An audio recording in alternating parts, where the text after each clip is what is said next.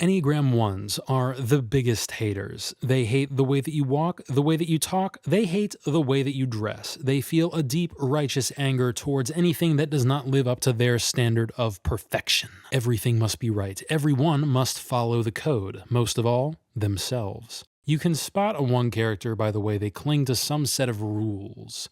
Duty, honor, the law. What the rules are is irrelevant, because the Enneagram isn't about whatever. So, why does the 1 fixation revolve around rules? Well, at some point, the Type 1 realized that the only way to achieve the peace they needed in a turbulent world was to correct their behavior, to correct the world around them, to correct everything. I will unpack this more thoroughly in a bit, but first, let's look at the storytelling implications of writing such a dogmatic right versus wrong thinker. Specifically, we have to ask, what does it mean for such a character to grow? What is the Type 1's story? Well, in a single phrase, the 1 needs to get their hands dirty. The 1 character will begin the story clinging to their principles. These are not necessarily the principles of their culture. It's a personal code first and foremost, but it's rigid, dogmatic, black and white sense of morality. But then over the course of the story, that perspective will be challenged. Probably the most popular one in recent TV was Ned Stark from the first season of Game of Thrones. When we meet Ned, he is as dogmatic as they come. He follows ancient, crusty laws. There is nothing more important to him than honor, truth, and justice. And in a less intelligent story, these qualities would not be interrogated. It would just be, look at hero guy, he's a hero, he's good, be like him. But as with most of my favorite stories, the plot of season 1 is custom built to challenge the protagonist on the deepest level. Ned is ordered to leave his hometown and travel to King's Landing to serve as the vice president. But once he gets to the capital, he realizes that his principles are not shared by the people around him. King's Landing is filled with liars, cheaters, ass-kissers, power grabbers. Because Ned stands in such stark contrast to them, he makes a lot of enemies. The catharsis of watching Ned lay down the law slowly turns to dread as we realize his morality is only going to get people killed. He is not helping anyone by standing on his business. But still, Ned refuses to play the game, clinging to his oneness even as he's betrayed by his last allies and thrown into a cell. Ned would rather die than compromise his honor. But then this dude, Varys, is like, hey, buddy, so I don't know if you realize this, but you've ignited a war and put your entire family in jeopardy. I hope your honor is worth getting your children killed. And Ned is like, oh, yeah, it totally is. But the cracks are starting to show. Ned's rigid sense of honor is preventing him from loving his family. And so, in the end, Ned chooses to lie, to confess to a crime he didn't commit in order to stop the war and save his children. It's the ultimate Type 1 ego death. And spoilers, it's fittingly followed by his literal death. Killing characters just to punctuate a story can feel disingenuous sometimes, but also, when a character has undergone a full 180 on their particular thematic axis, sometimes it's best to just get them out of the way. In a long-term story that you plan to outlast this particular arc, sometimes it's best to kill them off at their most relevant rather than letting them stick around and hog space from other characters who might still have thematic gas in the tank. Now, you might just have a little alarm bell going off in your head like, wait, I thought you said honor was a Type 6 thing, like with Zuko, and it can be, but honor is just a word. Words can mean different things. For Zuko, honor meant his purpose, his place in the system, and the approval of his superiors. For Ned, honor meant his moral compass. Words are just tools we use to approximate reality. Don't get hung up on specific words. Look at choices. Look at through lines. There's really only one Type 1 growth story, and it's easy to spot. Again, the character has to get their hands dirty. They have to break their own rules. Kate from Sicario. She starts off with the moral high ground, but slowly realizes that the world isn't so simple. Sicario says, you have to get your hands dirty if you want to make real change, and Kate is not a fan of this. Kate's eventual breaking point is framed in a morally neutral light. She's asked to sign off on a document saying the crimes she witnessed south of the border never happened. When she refuses, Benicio del Toro is like, I will actually kill you if you don't sign this document,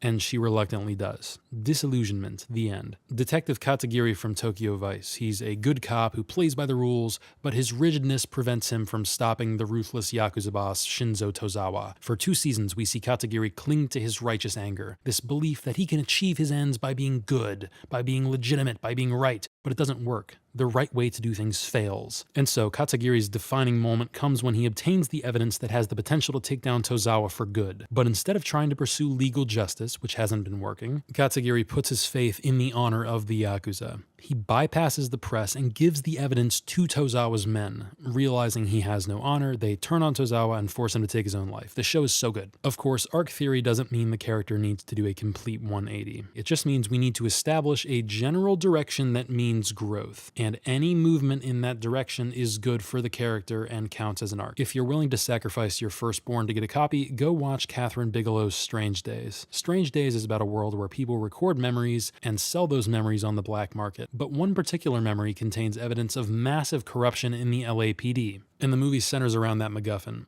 If the evidence gets out, it will change the world. Angela Bassett in this movie is maybe my favorite one to ever won. She's a limo driver who incidentally knows guns and kung fu. Awesome, I buy it. But despite being a clear-cut one in the vein of Ned or Kate or Katagiri, Mace doesn't completely fall on her sword or anything. She remains the moral voice throughout the story. But sure enough, since she exists on the one axis, there are moments where she has to get her hands dirty and go against her principles in order to get the job done. If we didn't know the axis of growth for her, those moments wouldn't be easy to plant, but we do. When she has to use the memory tag, it's like a big moment for her because she just thinks it's so profane and awful, but like she does. She gets her hands dirty. And the story applies the same thinking to her relationship with Ralph Fiennes. She won't allow herself to love him because he's flawed. You're gonna get yourself killed for this.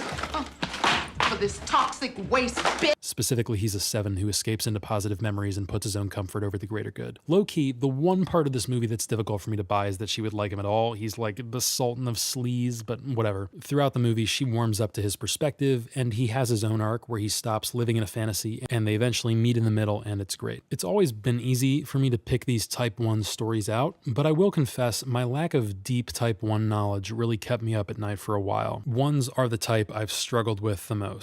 Like, I have 1 in my tri-type, which if you don't know is a way to categorize yourself where you pick a number from each of the 3 clusters like some limited time Applebee's deal, but I've always had issues extrapolating that to the level of a primary urge. It's not that I wasn't familiar with the Type 1 complex. I can regurgitate what people say about 1s.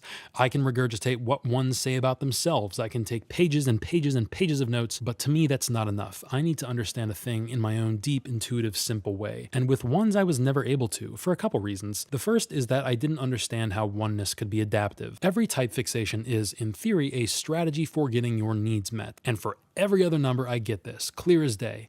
But for the life of me, I could not pin down how an authority-neutral, righteous anger about everything could possibly be useful. Which ties into my second point of contention, which is how 1s could be gut types, supposedly ruled by their instincts. Every depiction of the 1 seems less about their instincts and more about the big conscious philosophy they cling to, which reads like a head type, or self-worth, which reads like a heart type. I was like, shit, does the Enneagram not make sense? Am I just crazy? Like, do I only think this is useful? But I've really cut my teeth on this stuff, and I'm ready to give it my best shot. As gut types, 1s have a passionate anger inside of them. 8s express that anger explicitly, 9s numb it to maintain a false peace, but 1s apply that anger selectively. So the system of rules they have is actually just a big cope to rationalize and justify the gut energy inside of them. It's like a dam. There's a reservoir of lawless, visceral, impulsive anger in 1s, but instead of letting it flow freely like an 8 or unconsciously repressing it like a 9, the 1 forces that anger into specific paths. The 1 strategically allows their anger to leak out in specific circumstances according to specific principles to the degree that you almost think the principles are the point, but really the principles are just a strategy to manage the gut energy, to stay in control of that anger. Their principles are just a big concrete wall holding back the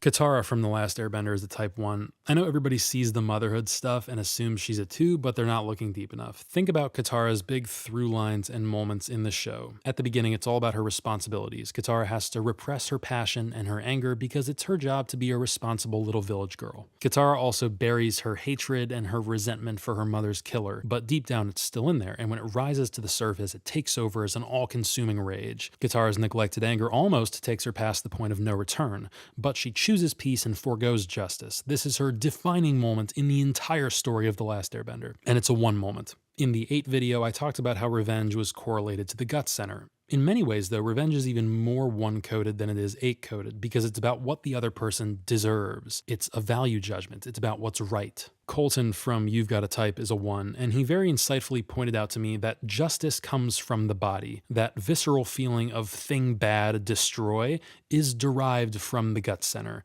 not the head or the heart. Go check out You've Got a Type. I could not have written this video without him.